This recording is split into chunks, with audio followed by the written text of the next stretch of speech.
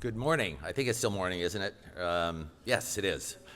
So for those of you who don't know me, I'm Assemblymember Rick Chavez Zbur, and I represent California's 51st Assembly District, which runs from Santa Monica to Griffith Park and includes the communities of Beverly Hills, West Hollywood, and East Hollywood.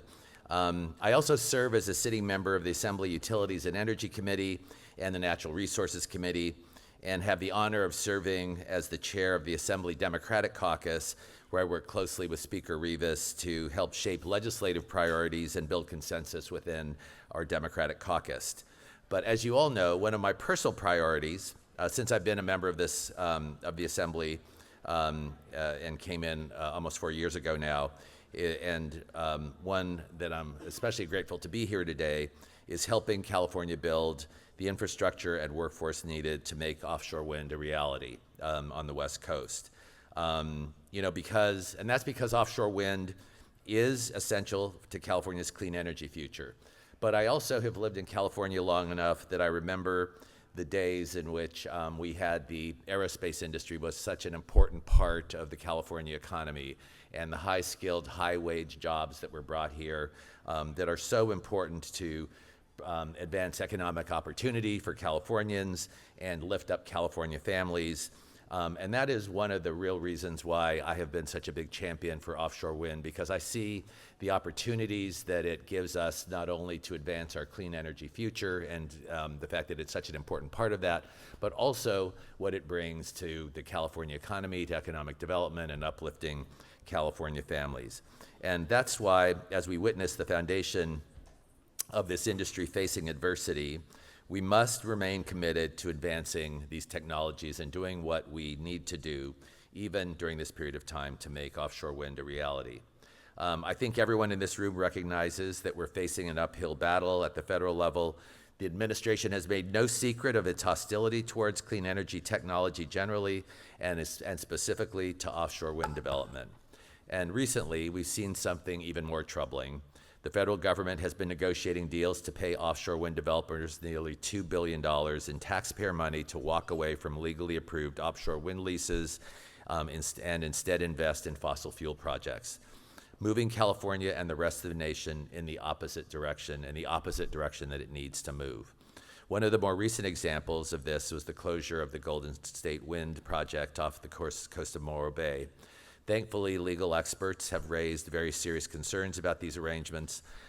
Former Department of Interior attorneys, including former federal offshore wind regulators themselves, have called these deals unprecedented, legally questionable, and potentially in violation of multiple federal laws. Federal courts have already rejected several attempts by the administration to halt offshore wind projects, ruling those actions were arbitrary and capricious. And importantly, these attacks are not based on any legitimate new national security threat. What we're seeing is a political effort to undermine clean energy development generally.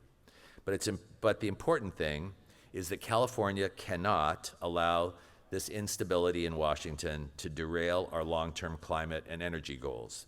We have to continue planning, we have to continue investing, we have to continue building, because offshore wind remains one of the most important tools we have to meet our clean energy goals while creating thousands of good-paying union jobs. That's why, and I came in my first year, I authored AB 3, the California Offshore Wind and Jobs Advancement Act, which was signed into law 2 years ago. AB 3 requires the California Energy Commission to take the next major step in planning for offshore wind by developing a second phase seaport readiness strategy. Why is that important? Because offshore wind infrastructure is massive. These turbines are enormous. The platforms, the assembly components, transportation systems, and maintenance operations require ports that are specifically designed and upgraded to support them, and California's ports were not originally built for that purpose. AB 3 requires the state to identify exactly what upgrades are needed, and how we prepare our ports, how we develop our workforce, and how we maximize the economic benefits here in California. And we should expect to see a report on recommendations for a seaport readiness strategy to the governor and the legislature by the end of the year. I was just talking to one of the members of the CEC who's working hard on that, spending a lot of time on it, telling me that a report is on track to be issued and that there's going to be a public process, which I'm hoping you all will be involved in, and there will be opportunities for input as that report is shaped. The bill also requires a study on the feasibility of achieving a 50% and 65% in-state assembly and manufacturing for offshore wind projects. That report is due by the end of next year.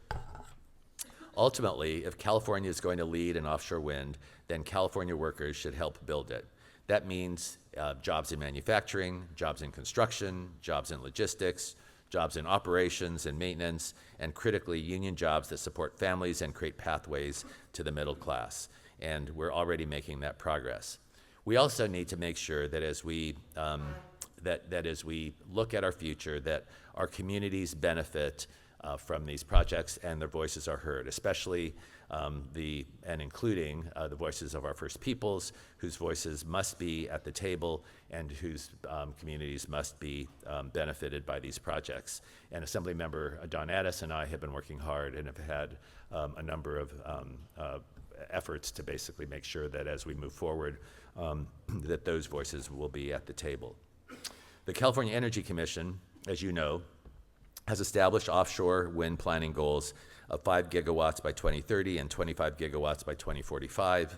I know that those have been in place for a period of time, but we know that even with the issues that we're dealing with data centers coming into the state, that it's going to be really important that we continue to focus on meeting these goals, even though they were established a while back.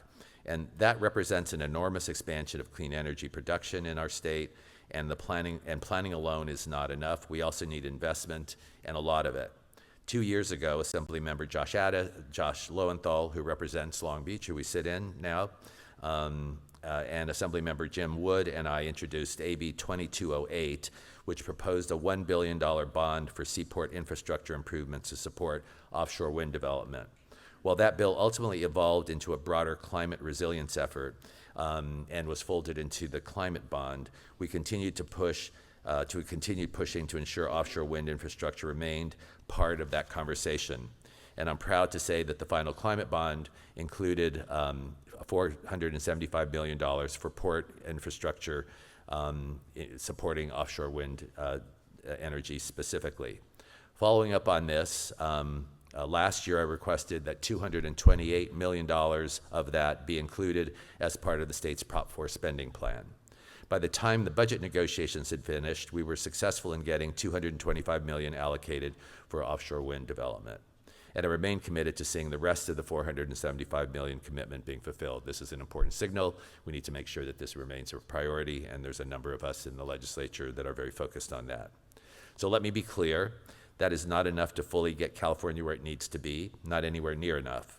But it's an important signal, a signal that California is serious about offshore wind, serious about port modernization, serious about clean energy jobs, and serious about building the infrastructure needed for the future economy.